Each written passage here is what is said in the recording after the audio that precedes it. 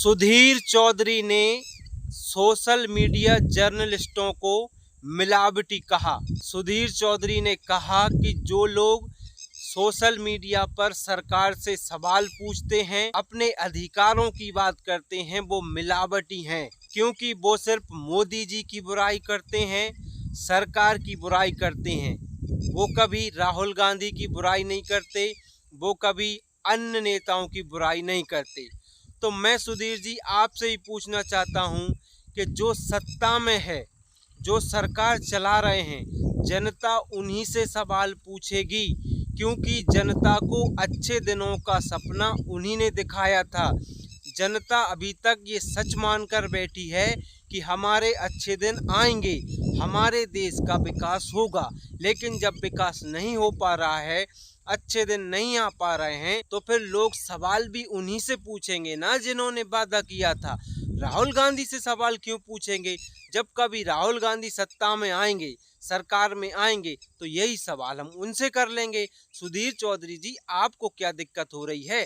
आपको बिल्कुल पसंद नहीं आ रहा होगा, क्योंकि आप तो 15-16 करोड़ रुपए लेके सरकार की गोद में बैठ गए हो।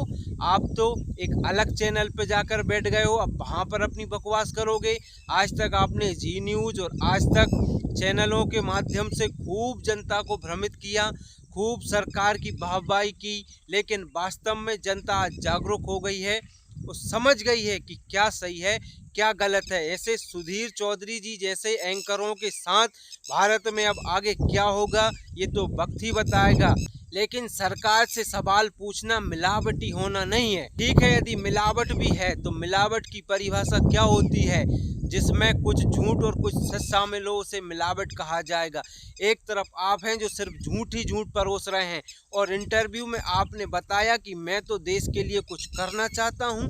अब तक क्या आप भांग घोंट रहे थे? आपको समझ में नहीं आ रहा था? अब देश को बर्बाद करने पर तुले हुए हैं।